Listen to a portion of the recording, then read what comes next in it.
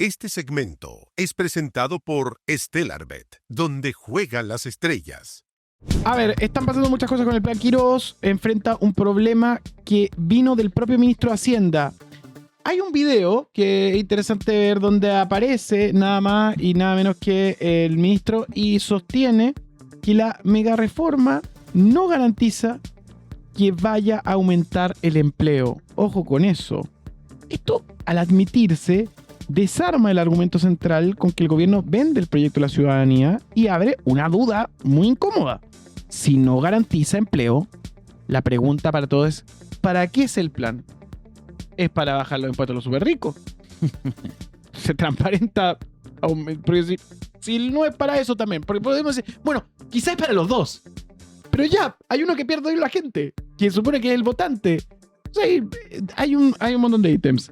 Este escenario se complica porque en el PDG hay quiebres, el Franco Parisi y el diputado Juan Marcelo Valenzuela, además del ministro del Interior Claudio Alvarado, cruzan declaraciones que ponen en duda un apoyo que parece estar amarrado. Aparece Pamela Giles con esto del proyecto Parisi 2030 como condición de la mesa. Está en este momento todo circulando por varias vías. Y queremos conversar con Iracy Hasler, economista, diputada, que además nos permite poner la otra perspectiva sobre la mesa y de esa manera profundizar. ¿Cómo le va a ir así? Hola, muy bien. Gracias por la invitación. Un gusto compartir con ustedes. Lamentablemente, en el marco de esta propuesta que es perjudicial para la gran mayoría de los chilenos y chilenas, y por eso estamos desmenuzándola ahí en detalle. Bueno, es perjudicial para muchos, pero para unos pocos no. Para unos pocos no. Pero, y a veces la intención quizás es ayudar a los que más tienen. Entonces ahí es donde uno tiene la duda. ¿Por qué esta admisión de Quirós es tan grave? Bueno, yo creo que es muy reveladora. Yo estaba también ahí en la Comisión de Hacienda cuando lo señala y preocupa porque, por un lado, buscan dar muchas certezas a las grandes empresas. Invariabilidad tributaria por 25 años, es decir, que no se puede cambiar los tributos a las inversiones que se hagan, bajar la tasa corporativa, y eso es cierto. Uh-huh. Sin embargo, hay una incertidumbre respecto de los empleos, el crecimiento, y hay como una ilusión por parte del ministro Quirós, o un engaño, yo esperaría que él está ilusionado con aquello, de creer que aquí va a haber un crecimiento por arte de magia y que eso además va a traducirse en mejoras en empleo u otras. Pero cuando se le pregunta directamente, no tiene ningún antecedente concreto con el cual pueda decir que esto va o a mejorar el empleo o incluso a aumentar el crecimiento. Voy a ponerme del lado del ministro Quirós y pensando cómo él piensa su plan. En su plan hace esta serie de iniciativas y lo que cree es que de esa manera puede dinamizar la economía. Tenemos que hacer la declaración, pero al mismo tiempo admite que el empleo no es algo que suba. Entonces, ¿estamos a merced de la voluntad de los empresarios? Yo creo que lamentablemente estamos, por ahora, y yo espero que logremos cambiar este debate, a merced de una mirada económica puramente ideológica, no basada en los datos ni tampoco en las experiencias. De hecho, por ejemplo, yo le planteaba al ministro Quirós en la Comisión de Hacienda el otro día, hemos estado ya, va a haber varias sesiones también en los próximos días, respecto del caso de Estados Unidos que ellos mismos habían mencionado. Entonces, rápidamente dicen, bueno, como en Estados Unidos que bajaron los impuestos del 35 al 21%, y uno dice, bueno, pero veamos los análisis que hay respecto de esa reforma. Y la verdad es que los resultados son desastrosos de la reforma de Trump del año 2017. Y de hecho, un estudio reciente de Harvard, Princeton, entre otros, señala que el efecto que tuvo esa reforma fue desfinanciar al Estado. Llegaron a un déficit del 8%, pero además que el crecimiento que hubo compensó en solo un 2% la menor recaudación. Entonces la promesa de un 7 o un 8 no La llega. promesa no se cumplió respecto de que hubiera un tal crecimiento, que hay un chorreo al resto de la economía y que compensa la menor recaudación del Estado, que estamos hablando en el caso de la propuesta del gobierno, son más de 4.000 millones de dólares menos de recaudación.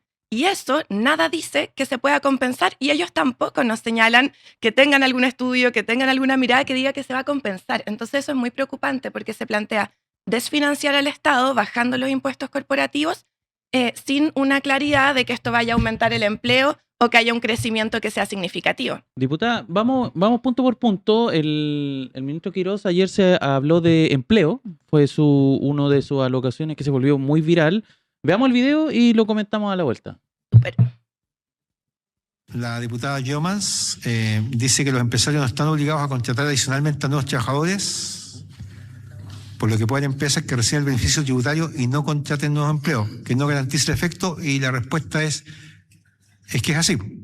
Es así, no hay ninguna garantía de que se haya a contratar más gente. Lo que estamos haciendo es que estamos dando un incentivo, ya sea para contratar o, y esto nos preocupa muchísimo, para retener, para no despedir.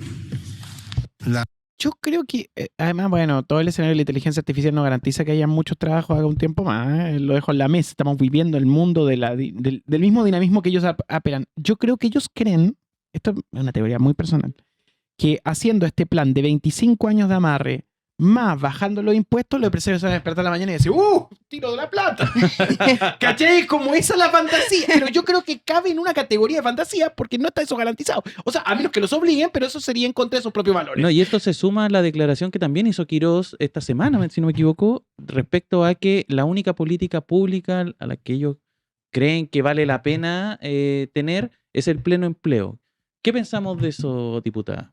A ver, yo creo que de lo más importante, en ningún caso la única política, pero sin duda que de las políticas más importantes es poder tener empleo en nuestro país, tener empleo formal, empleo decente y poder además compatibilizar el empleo con la vida. Por eso hemos avanzado, por ejemplo, hacia las 40 horas, para que podamos trabajar para vivir y no vivir para trabajar. Lamentablemente lo que vemos es que ni siquiera en el único objetivo que él plantea que sería importante, que es uno de los más importantes, uno de ellos, no hay una propuesta que lo asegure, que lo garantice. Entonces las declaraciones que da son bien preocupantes porque efectivamente el crédito tributario, que es uno de los temas que se ha hablado bastante y que tiene buen lejos, podríamos decir. La verdad es que, como bien señalaba la diputada Gael Jomans y le preguntaba al ministro en su momento, eso va a toda la planilla de remuneraciones de las empresas, es decir, aporta a toda la planilla tal como está, sobre todo mientras más bajo sea el salario. O sea, si el salario va aumentando un poco, se reduce el aporte al crédito tributario. Y eso podría ser además un desincentivo a subir salarios. O un incentivo a mantener bajos salarios, o peor aún, a tener un salario pagado de manera formal y eventualmente buscar otros mecanismos que pudieran ser contrarios a nuestra legislación. Ir así, creemos que vivimos en otra dimensión y tú eres la consejera del ministro Quirós con respecto a su ley. ¿Es arreglable? O sea, habría que hacer una modificación muy profunda porque la mayoría de los elementos, lamentablemente, son perjudiciales para el desarrollo de la economía de nuestro país y también para que la gran parte de los trabajadores y trabajadoras puedan tener mejores condiciones de vida. Pero sí hay hartas cosas que podríamos cambiar. Pero perdón, me está diciendo que incluso para los empresarios es una mala ley. A ver, ayer escuchaba a un economista que estaba en una entrevista con Daniel Matamala, Claudia Agostini, y él señalaba un estudio muy relevante respecto de la discusión sobre el efecto que tiene la baja del impuesto corporativo en el crecimiento. Uh-huh. Porque eso es, muchos como que dicen que eso fuera un hecho.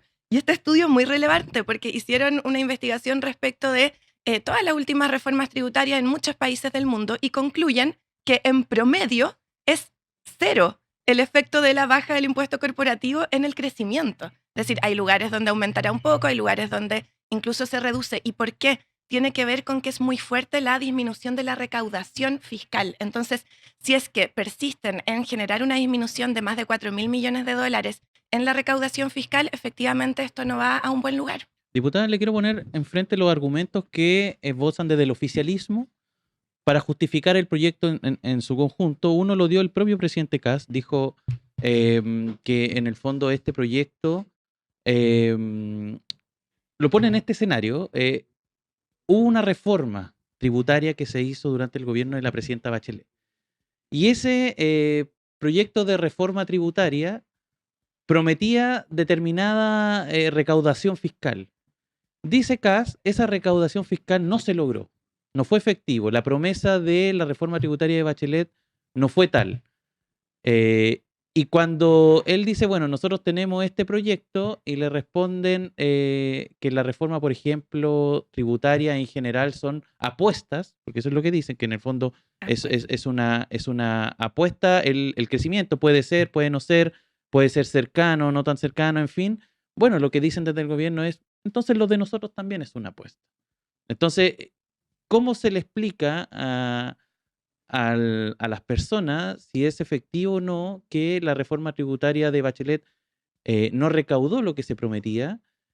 Y aquellos que la defienden, ¿cómo en el fondo ellos pueden, digamos, esbozar argumentos para criticar la actual?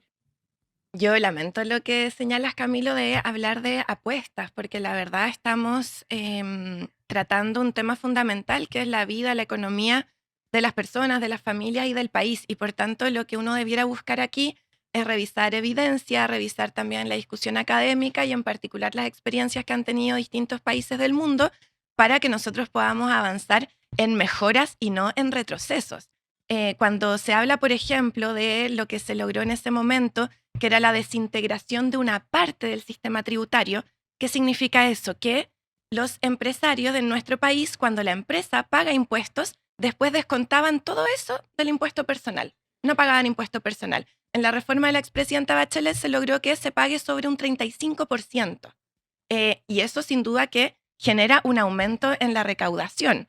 Y por tanto, esos son aspectos que fueron relevantes y que generaron mayor recaudación, como también temas como el impuesto corporativo genera una recaudación actual. Entonces, ante eso, no es correcto decir estos son apuestas cuando es algo muy concreto, que la rebaja del impuesto corporativo del 27 al 23%, por ejemplo, genera cerca de 2.000 millones de dólares menos de recaudación. Y eso es concreto, no es una apuesta. Entonces, a mí me preocupa que se está hablando como que la economía todo fuera un abstracto, y no es así, si bien es una ciencia social, por tanto son actores interactuando y hay cosas que no se pueden predecir exactamente, sí hay evidencia que te permite pensar en hacia dónde va a ir esta reforma y a quiénes va a beneficiar. Eso me llama mucho la atención, en específico sobre el tema de los 25 años.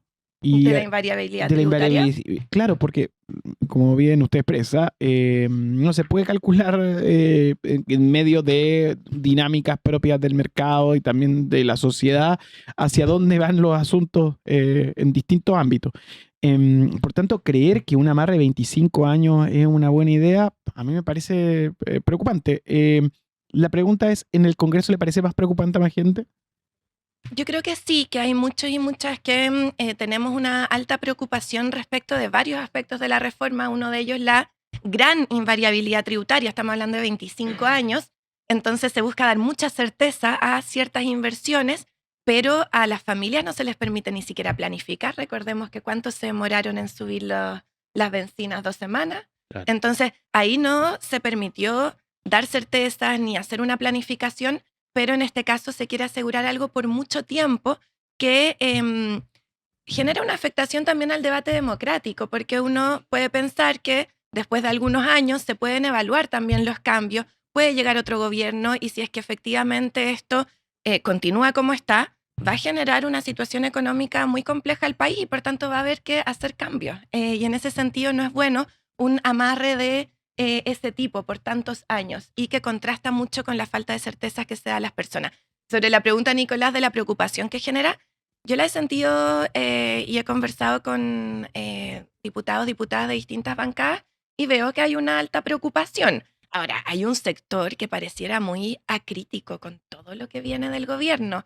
Me refiero a la derecha con sus diferentes partidos, incluso algunos que han sido más críticos en algunas palabras, pero después uno ve que en los hechos están ahí con todos los votos sin generar ninguna posibilidad de un pequeño cambio. ¿Quién, por ejemplo?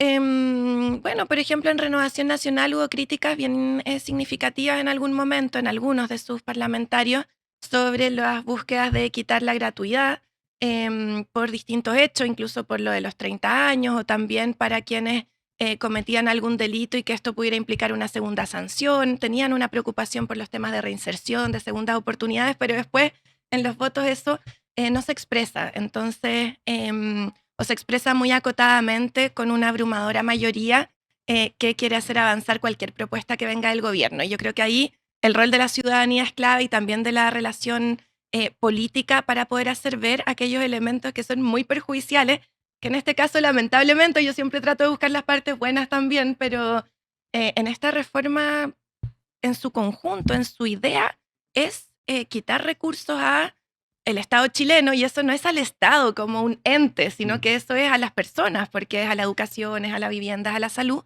y generar un traspaso muy importante hacia los sectores de más altos ingresos del país. Sobre eso mismo, hablemos de qué haría la izquierda en este lugar. Porque se critica al plan Quirós, pero hay un problema real de hace mucho tiempo, no solo en la administración anterior, de crecimiento y empleo. ¿Cuál es la propuesta para reactivar la economía que no pase por bajar los impuestos a las empresas por parte de la izquierda?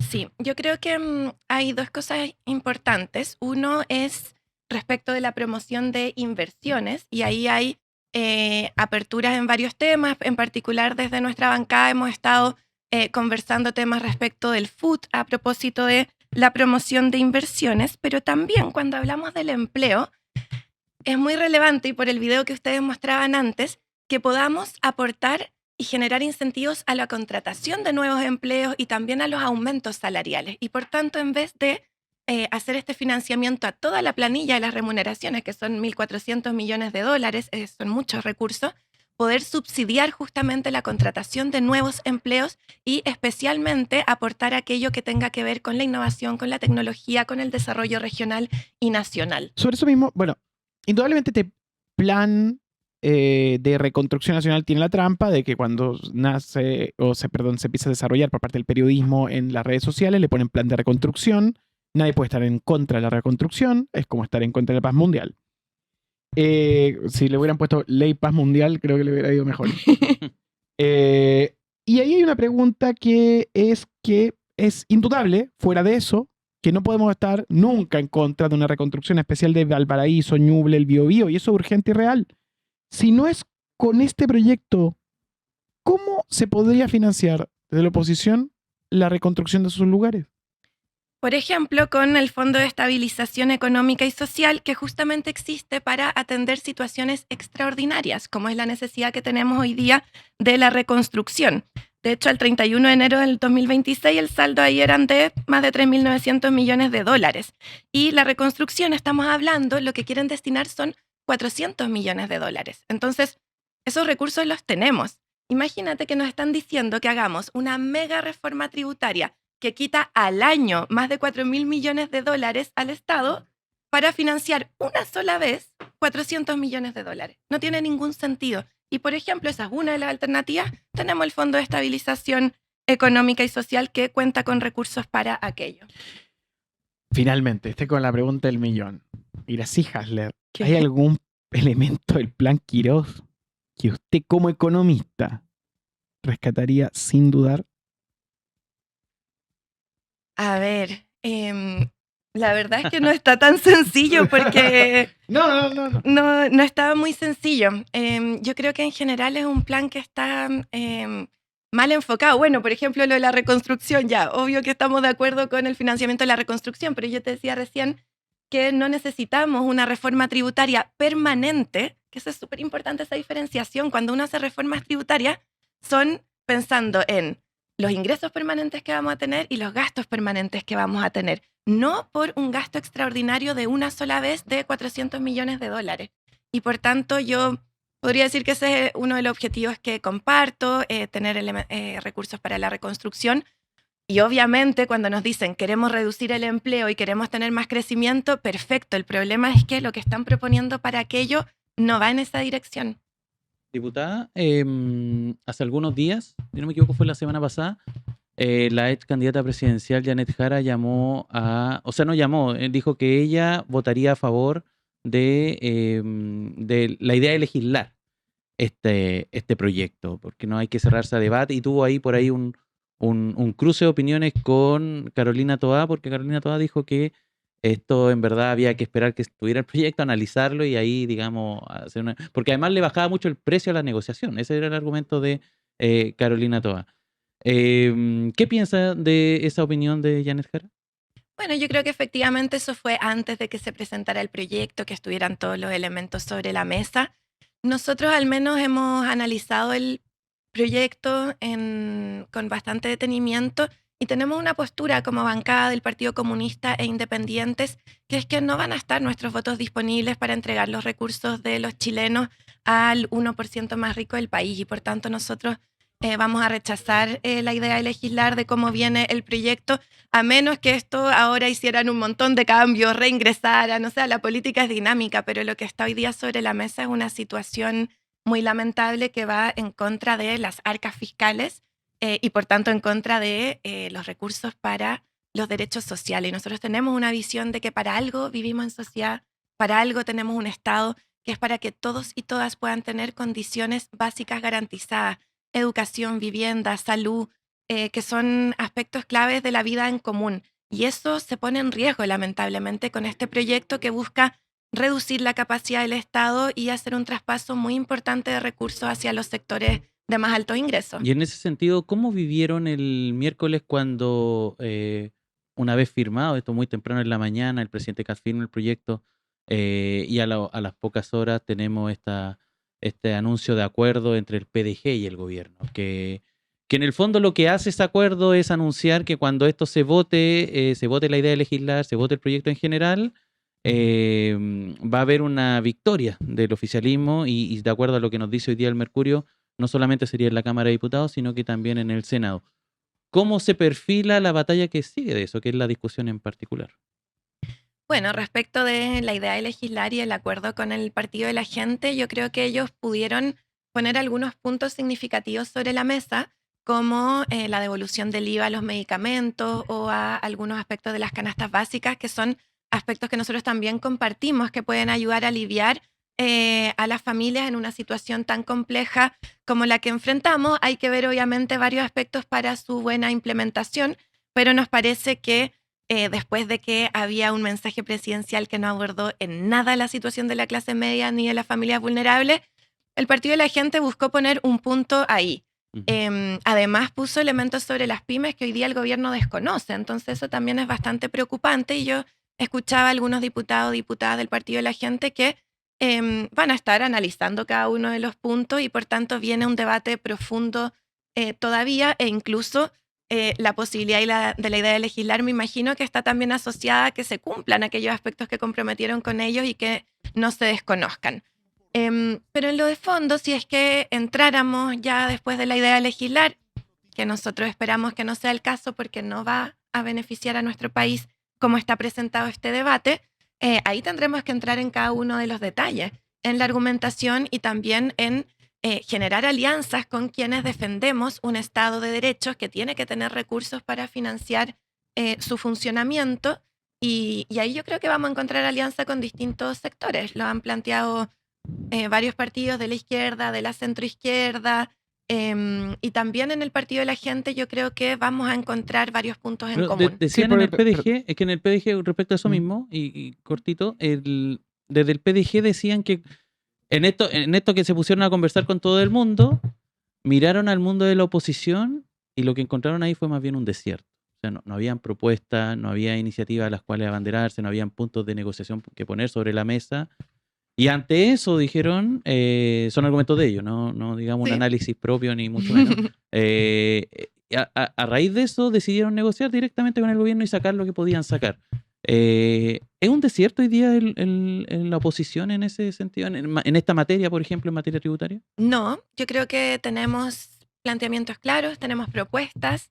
Desde nuestra bancada, por ejemplo, ya realizamos una serie de propuestas. El ministro de la SECPRES todavía no nos había querido recibir después de que se discutía quiénes querían dialogar y quiénes no. Nosotros hace bastante le pedimos una reunión y la vamos a tener, de hecho, el día lunes, así que vamos a entregar propuestas también. Algunas las hemos comentado acá también respecto del subsidio al empleo, de cómo promover en particular la inversión, pero no a costa de las arcas fiscales. Hemos puesto argumentos también de la discusión académica y tributaria internacional sobre la mesa. Entonces, somos, creo, una oposición proactiva, constructiva, que tiene mirada de país, que tiene propuestas y que a la vez tiene un mandato de no generar condiciones para que nuestro país retroceda. Y eso implica ir a defender los derechos sociales, que es lo que señalamos también en nuestras distintas campañas, porque algo que decía Janet Jara hace un tiempo atrás y tiene mucha razón, es que los chilenos y chilenas eligieron un presidente, pero también eligieron una oposición y nos dieron un mandato de ir justamente a defender aquello que ha costado tantos años conquistar en nuestro país, que son ciertas condiciones garantizadas. En síntesis, Jale, le vamos a hacer la pregunta que ayer tuvimos a gente de su mundo acá integrada y que miraron con dudas, pero aseguraron que podían ejecutar algún tipo de acto. ¿Hoy la izquierda puede hacer algo con respecto a esto? Yo creo que sí, puede y debe hacer mucho respecto de esto porque tanto nuestros partidos como nuestras miradas históricamente junto al movimiento social han trabajado por tener, por ejemplo, educación gratuita. Incluso nosotros en el movimiento estudiantil social por la educación pública y otros así antes por tener una salud pública. Y esos son elementos que tenemos que defender y por tanto nuestro rol va a estar en el Congreso planteando estos puntos y también muy vinculado a las personas, porque a veces estos debates buscan alejarse o tienen algún elemento técnico y eso genera quizás no una comprensión tan profunda de cada uno de los temas donde se puede generar un daño. Y eso yo creo que es nuestra tarea también, explicarlo, conversarlo, recoger. Uno no siempre tiene todas las miradas, sino que también escuchar a otros y otras para que podamos tener una postura de fuerza, no solo en términos de votos y política en el Congreso, sino que también respecto del debate público. Y creo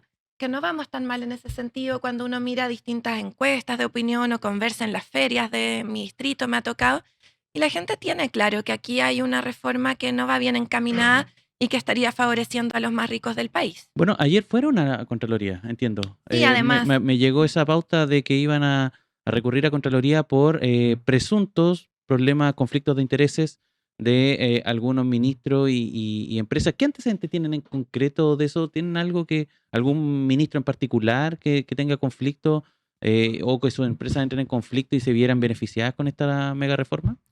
Sí, aquí han salido varios aspectos a propósito de la declaración de patrimonio e intereses de las distintas autoridades y por eso junto a un grupo de parlamentarios nos pareció relevante llevar este tema a la Contraloría, porque serían directamente beneficiados con distintos puntos de este proyecto y por tanto debe evaluarse tanto posibles conflictos de interés como deberes de abstención respecto de este debate público, tanto en el ministro Quirós, que es el ministro que firma este proyecto, así como otros y otras que han generado una defensa de este proyecto en términos públicos, en términos mediáticos y políticos, y que a la vez se ven directamente beneficiados por tanto aspectos tributarios, por los elementos de las contribuciones, entre otros. Y por tanto presentamos una serie de posibles conflictos de interés que son los que tendrá que analizar la Contraloría. Perfecto. Iracy Jalel esta mañana acá en turno. Muchas gracias por venir, diputado. Muchas gracias a ustedes por la invitación. Nos vemos.